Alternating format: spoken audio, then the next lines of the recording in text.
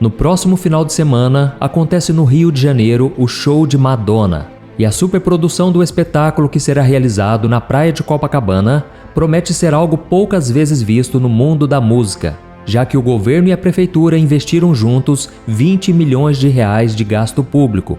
O problema é que por trás de todo esse investimento, de toda a tecnologia e dos efeitos especiais, a apresentação da cantora pop norte-americana também deve servir de palco para elementos ligados ao ocultismo. Não é surpresa para ninguém que Madonna é uma das figuras artísticas da música pop que mais desrespeitam a Jesus e a fé cristã desde o início de sua carreira, no início dos anos 1980. Ela foi, por exemplo, uma das primeiras artistas a usar a cruz, símbolo do cristianismo, em colares e brincos como objeto de moda. Além disso, seus clipes e shows sempre misturaram coreografias com figuras religiosas e simbologias eróticas, em uma clara provocação ao nome e à santidade de Deus. Mas nos últimos anos, a cantora passou a deixar ainda mais claro a sua relação com as religiões ligadas ao ocultismo, chegando a postar imagens suas fazendo rituais místicos em suas redes sociais. Além disso, quem assiste aos seus shows percebe que eles estão cada vez mais repletos de referências a elementos da bruxaria, da cabala e até satânicos. E neste vídeo eu vou te mostrar que além de toda essa estrutura e o espetáculo que vai acontecer no Rio de Janeiro, existe uma cortina de fumaça para algo espiritual que Satanás está fazendo dentro da música pop, através de outros cantores também. Você vai descobrir que existe algo ainda mais sombrio sobre esse estilo de música que poucas pessoas estão percebendo. Like I told y'all earlier, you motherfuckers have entered the rapture. And if ain't nobody flying up to heaven right now, obviously all y'all going to hell, right with me. So... E antes de começarmos, eu quero pedir que você se inscreva aqui no meu canal. É muito fácil, não paga nada. É só você clicar no botão inscrever-se e do lado vai aparecer um sininho. Clique também nesse sininho e selecione a opção todas para que você não fique de fora de nenhum vídeo que eu colocar, ok? Então vamos começar. Talvez você saiba que a música pop causa alguns efeitos de bem-estar e prazer no nosso cérebro por conta da sua batida ser intencionalmente repetitiva. Os hits que mais estouraram no top 10 das paradas musicais foram aqueles que seguiram esse modelo de gerar nas pessoas uma sensação de prazer e alegria. Mas em contrapartida, nem sempre aquilo que reluz é ouro. E esse lado obscuro não se alimenta só de músicas sensuais e profanas, mas há algo por trás, nos bastidores, que o público em geral não vê. E não é de se admirar que a música pop carrega em sua letra a maldade e o pecado. Mas nesse vídeo nós não focaremos na letra sensual do mercado pop, nem mesmo nos simbolismos subliminares, como o olho que tudo vê, que está presente nos clipes, nem nas referências ao diabo. Hoje nós falaremos sobre o lado mais profundo da indústria dessa música, que parece sutil e nunca é percebido. Você já deve ter notado que a maioria das cantoras do pop, quando entram nesse mercado, passam por grandes mudanças em sua maneira de vestir e até de falar. Algumas delas até começam com uma imagem doce e romântica, mostrando fragilidade e até mesmo ingenuidade. Mas você já se perguntou por que elas se transformam ao longo de suas carreiras? O mercado da indústria pop não parece ser tão bonzinho com aquelas cantoras que com ele fazem o seu pacto. Esse mercado exige que as suas contratadas percam a sua doçura e fragilidade, tudo como parte do plano, pois a ideia inicial não é só fazer com que elas se tornem sensuais, mas sim chocar todo o público com uma nova persona, ou seja, a nova identidade da cantora pop que será revelada a todos. E as estratégias usadas para isso vão desde o exemplo clássico de gravar um videoclipe mostrando a sua nova persona, como fez Taylor Swift e Miley Cyrus, mas até mesmo o exemplo de Katy Perry quando cortou seu cabelo para lançar sua nova era. E as demais cantoras pop vão seguindo esse legado entre desconstrução e novo nascimento, com gravações exóticas, roupas provocantes, novos nomes, novos cabelos e até tatuagens que indicam um reset. E isso me faz refletir sobre uma coisa que é: quanto mais próximo um cantor fica daquilo que a indústria exige, mais distante de Deus ele se torna. Quanto mais provocante for esse novo personagem, mais distante ele também fica dos gostos do seu público. E assim, o seu público acaba tendo duas saídas: ou deixa de seguir, ou passa a amar ainda mais esse novo personagem. Perceba que a mudança exigida pela indústria para garantir o sucesso faz com que o cantor pop mude a sua maneira de ser da água para o vinho.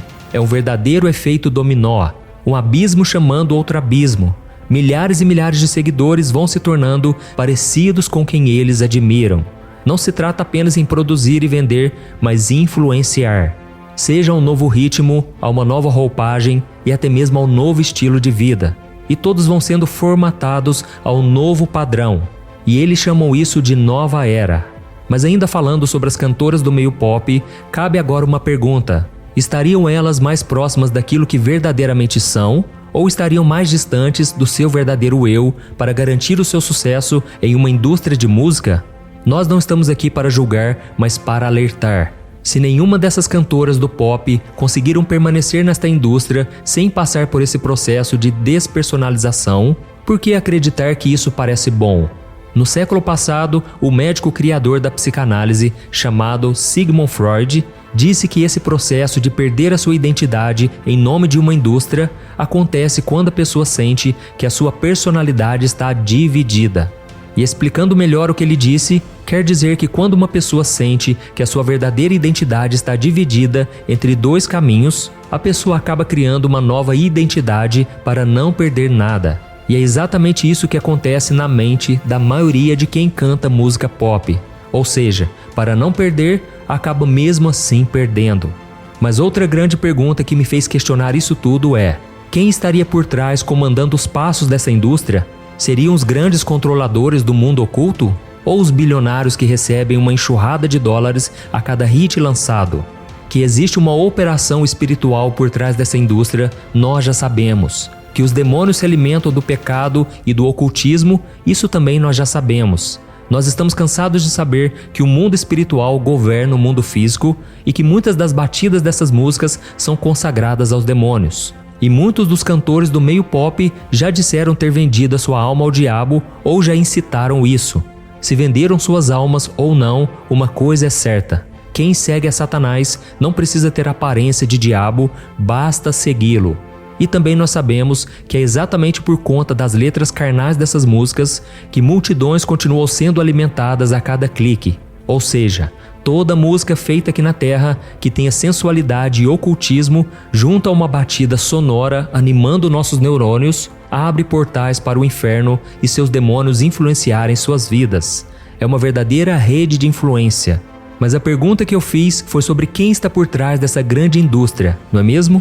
Apesar dos grandes ocultistas que existem estarem constantemente envolvidos com a produção e a propagação da música pop, se não fosse pelo desejo que os cantores têm de ser alguém além daquilo que são, essa indústria não teria sobrevivido nem a sua primeira década de vida.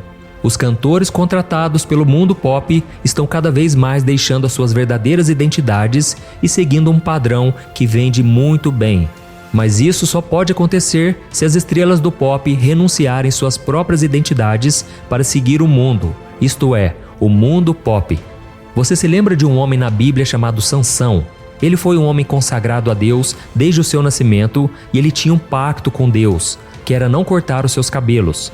Sansão, através desse voto, deixou seus cabelos crescerem e fez tranças neles. E através dessa aliança feita com o Senhor, ele recebia forças para derrotar os filisteus e dedicava sua vida em fazer a obra de Deus. Até que um dia, Sansão se apaixonou por uma mulher chamada Dalila. Essa mulher o seduziu e conseguiu descobrir de onde ele tirava tanta força, e essa força vinha do voto que ele tinha feito com Deus. Então, ela teve um plano, e esse plano era conseguir cortar os cabelos de Sansão e o entregar desarmado para os filisteus em troca de moedas de prata. Após algumas tentativas, Dalila finalmente conseguiu executar o seu plano. Em uma dessas noites, ela conseguiu ajuda para cortar os cabelos de Sansão e o entregou aos filisteus e finalmente conseguiu as suas moedas de prata. E se você olhar para essa história, verá a vida de alguém que negociou a sua identidade de homem de Deus. Sansão negociou seu voto de nazireu pelas paixões da carne. Ele negociou sua verdadeira identidade para fazer o que Dalila realmente queria. E perceba que eu estou fazendo um paralelo entre a vida de Sansão e a vida de tantos cantores do segmento pop. Eu estou comparando também Dalila com a indústria da música pop. Assim como Dalila tinha uma boa aparência, seduzia e atiçava os neurônios de Sansão, assim também é a indústria da música pop. E assim como Sansão não conhecia o lado oculto de Dalila, aqueles que fazem o pacto com a indústria verão que para permanecerem no topo das paradas, terão que hora ou outra entregar o segredo da sua grande força. O que eu quero dizer é que para renascerem no mercado pop, esses cantores terão que renunciar o seu tesouro precioso, ou seja, a sua própria personalidade. E nós temos outros exemplos nas escrituras de homens que abandonaram suas verdadeiras identidades porque estavam divididos entre dois caminhos: seguir a Deus ou receber fama e aplausos. E Salomão, o filho de Davi, foi uma dessas pessoas. O rei Saul também foi outro que negou a Deus e também passou a seguir o ocultismo. A grande verdade é que não vale a pena ganhar o mundo inteiro e perder a sua alma para o diabo. Não vale a pena conquistar fama e aplausos em troca de vender a sua alma para o inimigo. E quando eu digo vender a alma para o diabo, eu não me refiro a fazer pactos satânicos, mas entregar a sua alma como uma moeda de troca pela fama e os likes, e ter o seu poder de influência tomado para o mal. Irmãos, nós somos a geração dos influenciadores, e nós escolhemos como iremos influenciar e quem serão aqueles que nos influenciarão. Nesse caso, podemos recorrer ao exemplo de Davi, um homem que tinha um coração segundo o coração de Deus e que, apesar dos seus erros, fazia de tudo para agradar ao Senhor, mesmo que isso custasse a sua própria reputação. Davi amou a Deus de todo o seu coração e zelava pela presença dele. E um outro grande influenciador do bem que nós podemos citar aqui é o exemplo do próprio Jesus. A palavra de Deus diz que ele não se importou tanto em ser Deus, mas que ele escolheu se esvaziar da sua glória para ganhar almas através da sua boa influência. E esse deve ser o nosso alvo. Esse é o segredo para não cair nas canções da indústria de Dalila. É buscar ser como Jesus, que era manso e humilde, sem se apegar ao próprio eu, mas fazendo aquilo que ele mesmo ensinou, renunciar à própria vontade para fazer a vontade do Pai. Irmãos, a música pop está nos ouvidos de todo brasileiro e de todo gringo. O mercado pop segue ganhando bilhões por ano com as suas músicas sensuais e suas batidas envolventes, fazendo de seus contratados avatares da nova era que divulgam a cultura babilônica e todo o seu ocultismo com imagens e símbolos subliminares que, para continuar ganhando nesse meio, será necessário fazer uma renúncia, abandonar sua própria personalidade para o nascimento de uma nova, assim surgindo um novo personagem vazio de si, ainda que cheio de popularidade. Bom seria se toda essa desconstrução não fosse necessária, mas para continuar no mercado será necessário dizer como Taylor Swift disse: "Meu antigo eu não está mais aqui." Mas irmãos, em Cristo não precisamos seguir o exemplo de muitos, mas devemos seguir o exemplo do próprio Cristo Jesus, que mesmo sendo rei, mesmo tendo todo o poder, mesmo sendo Deus, não considerou isso algo importante no qual ele deveria se apegar, mas ele influenciou com amor e graça, levantando um mar de influenciadores que estão hoje espalhados por toda parte, influenciando essa geração a viver em santidade e caminhar como Davi, tendo sede e fome da presença do Senhor, buscando agradar a Ele, mesmo que isso exija negar os próprios desejos da carne para viver a vontade do Pai, que é boa, perfeita e agradável. Amém? Eu sou o pastor Antônio Júnior e eu espero que esse vídeo tenha falado com você.